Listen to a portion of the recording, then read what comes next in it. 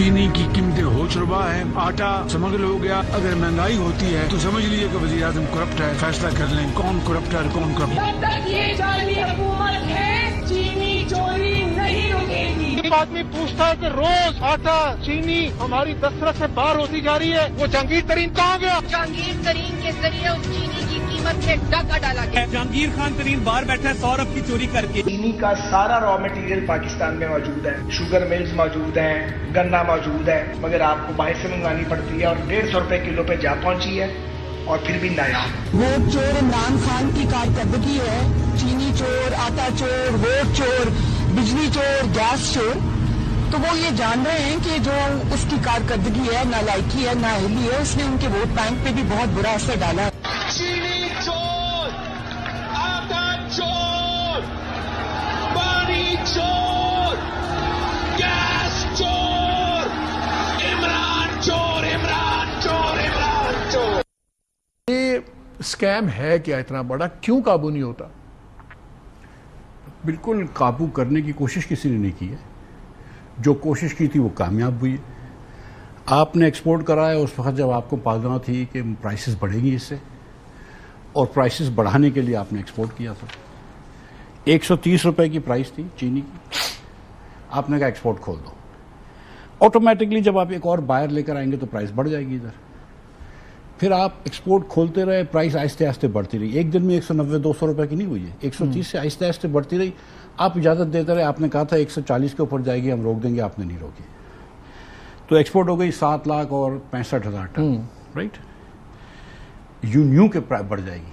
अब आज इस वक्त चीनी कितनी है? नवंबर जितनी है। तो अब आपने कहा आप इजाज़त दे रहे हैं कि वापस ले आओ। क्यों आज इजाज़त दे रहे हैं? क्यों आप नवंबर में ला रहे चाह रहे हैं? इसकी एक वजह यह है कि नवंबर में ये चाहते हैं थोड़ी सी प्राइस कम हो, क्योंकि उस वक्त गन्ने की प्राइस फिर रिप्रेस हो जाए, तो फिर गन्ना सस्ता मिल जाएगा और चीनी के मिल मालकान जो हैं फिर पैसे कमा लेंगे। This was exactly what happened in 2020 और 19 इमरान खान के ज़माने में। आप शहबाज साहब के उस वक्त के ट्वीट्स निकाल के देख लें। शहबाज साहब ने exactly what happened and why it happened, और उन्होंने कहा कि इमरान खान जो है शुगर माफिया के ज़ेर असर आ गया, और इस बार भी सुन लें जरा, उस जमाने में यही जो आज की गवर्नमेंट है, उस जमाने में अपोजिशन में थे, जरा इनके कुछ इससे बहुत ज्यादा बयान आते हैं, लेकिन जब थोड़े से हमने इकट्ठे किए, जरा सुन लें उस वक्त क्या बात करते थे। चीनी की कीमतें हो चुका है, आटा समग्र हो गया। अगर महंगाई होती है तो समझ लीजिए कि वज़ीर आज़म करप्ट है। फैसला कर लें कौन करप्ट है और कौन करप्ट। जब तक ये जाली हुकूमत है चीनी चोरी नहीं रुकेगी। आदमी पूछता है कि रोज आटा चीनी हमारी दस्तरस से बाहर होती जा रही है, वो जहांगीर तरीन कहाँ गया? जहांगीर तरीन के जरिए उस चीनी की कीमत में डाका डाला गया। जहांगीर खान तरीन बाहर बैठा है 100 अरब की चोरी करके। चीनी का सारा रॉ मटेरियल पाकिस्तान में मौजूद है, शुगर मिल्स मौजूद हैं, गन्ना मौजूद है, मगर आपको बाहर से मंगवानी पड़ती है और 150 रुपए किलो पे जा पहुंची है और फिर भी नायाब। वोट चोर इमरान खान की कारकर्दगी है। चीनी चोर, आटा चोर, वोट चोर, बिजली चोर, गैस चोर। तो वो ये जान रहे हैं कि जो उसकी कारकर्दगी है, नालायकी है, नाअहली है, उसने उनके वोट बैंक पे भी बहुत बुरा असर डाला है। चीनी चोर, आटा चोर, पानी चोर, गैस चोर, इमरान चोर, इमरान चोर, इमरान चोर। सब चोर। जब दूसरे गवर्नमेंट में हो तो सब चोर। वही काम जब आप खुद करें तो then it's a different story. तब तो आप खैर इनकी गवर्नमेंट में साथ ही थे जब जिस जमाने में ये सारा कुछ हुआ था। हम अपोजिशन में थे उस जमाने में। आप सॉरी मतलब आप इस ग्रुप के साथ थे, पार्टी के साथ थे, अपोजिट गवर्नमेंट तो उनकी थी। एग्जैक्टली वही पैटर्न है, एग्जैक्टली वही हुआ है। कैसे टूटेगा? देखिए कौन ज्यादा पावरफुल है, शुगर मिल ओनर ज्यादा पावरफुल है, आम पाकिस्तानी अवाम? ये इसका तयन कर लें पहले आप। अगर आपको ऐसा लग रहा है कि शुगर मिल ओनर ज़्यादा पावरफुल हैं और पाकिस्तानी अवाम कम पावरफुल है, तो जाहिर है कि जब इनकी आपस की टग ऑफ वॉर होगी तो शुगर मिल ओनर्स जीते हैं। वो अब 2020 में भी जीते, 19-20 में, वो आज भी जीते हैं। या तो आप जैसे कि आपने गंदम में किया, आप खोल दें। अच्छा ये मुझे बताएं कि मेरी इत्तला ये है कि अभी पंजाब गवर्नमेंट की तरफ से अपोज कर रहे थे कि इंपोर्ट ना करें, स्कैंडल बहुत बड़ा बन जाएगा, पहले हमने बेचा, आज जो फैसला हो गया 500। इन्होंने कहा कि जी टीसीबी करेगी, और पहले था सिर्फ टीसीबी कर रही है, अब आ गया कि प्राइवेट लोग भी आप कर सकते हैं। میں آج کے لنڈن کے سارے ریٹس نکلوا رہا تھا انٹرنیشنل ٹریڈنگ کے.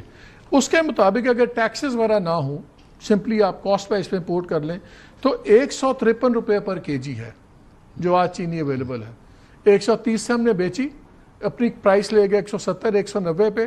آپ کہہ رہے ہیں کہ جی 500 ٹن امپورٹ کر لیں, اور اگر وہ آتی ہے تو اس ریٹ پہ پھر ٹی سی پی کو کیوں ڈال رہے ہیں؟ آپ سیدھا پھر کھول دیں امپورٹ اور کہہ دیں کوئی ڈیوٹی نہیں, کوئی ٹیکس نہیں, لوگوں کو سستی چینی مل جائے گی. 3 سے 4% بچتے ہیں ٹی سی پی کو ڈالنے میں حکومت کے لوگوں کو, اس کے علاوہ کوئی فائدہ نہیں ہے. میں تو سیریسلی, میں جب خود بھی وزیر تھا تو میں شہباز صاحب کو کہتا تھا کہ ویٹ بھی امپورٹ کرنا ہے آپ ٹی سی پی کے تھرو نہ کریں, پرائیویٹ سیکٹر کے تھرو کر لیں. ابھی بھی آپ چینی کا کہہ دیں کہ 1 lakh ton 2 lakh ton 10 lakh ton جتنی آپ کو چینی منگوانی ہے, اجازت دینی ہے, آپ اتنی دے دیں کہ اتنی بغیر ڈیوٹی کے آئے گی. 5 لاکھ ٹن کی 7 لاکھ ٹن کی جو بھی آپ کو دینی ہے. لیکن آپ کو ٹی سی پی میں اس میں مطلب what is the need for T C P? It's a private good that you can import ادھر ان شپس اور ان کنٹینرس. آپ 1000 چیزیں پاکستان میں امپورٹ ہوتی ہیں, 1000 ایک چیز ہو جائے گی. ٹی سی پی کی تو کوئی ضرورت ہی نہیں ہے. دوسرا مجھے یہ بتائیں, یہ تو کرپشن کھول رہے ہیں آپ نے اس پہ کافی کام کیا ہوا ہے. میں ہمیشہ سے اس پہ بہت پروگرامز کیے کہ ڈیٹا جس پہ ریلائی کرتی ہے حکومت ہر دفعہ جو مرضی کہے کہ جی ہمارے یہ ہے, ہم نے ٹریکنگ کیا, وہ کیا, یہ سارا جو شوگر مل ایسوسیشن نے دیا ہوتا ہے. اتنا سٹاک ہے, اتنا نہیں ہے, اتنا ایکسپیکٹڈ ہے, یہ کنزمپشن ہے. ایون ان کے کنزمپشن فگر کہ جی سال میں اتنی کنزیوم ہوتی ہے. جب ایکسپورٹ کرنی ہوتی ہے, اگر آپ پچھلے 20 سال کا ڈیٹا دیکھیں, جب ایکسپورٹ کی پرمیشن لینی ہوتی تو کنزمپشن اچانک پاکستان میں کم ہو جاتی. نہیں لوگ کم چینی کھا رہے ہیں, پھر وہ چلی جاتی ہے. پھر ہوتا ہے یا وہ فگر جھوٹا ہے, اوتھینٹیکیٹڈ فگرز بھی نہیں ہیں. جب آپ بھی فائنانس منسٹر تھے یا گورنمنٹ میں تھے, گورنمنٹ نے کبھی یہ فگرز اوتھینٹیکیٹ کیے؟ بیکاز گورنمنٹ کو تو یہ بھی نہیں پتا کہ ہر کمپنی کی اصل پروڈکشن کتنی ہے.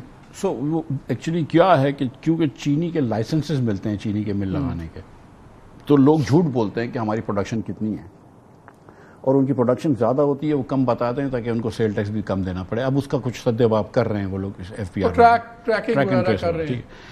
سو ایک تو یہ ایک مسئلہ ہوتا ہے. دوسرا یہ ہوتا ہے کہ then you have sugar commissioners, then you have the data coming from the sugar mills association.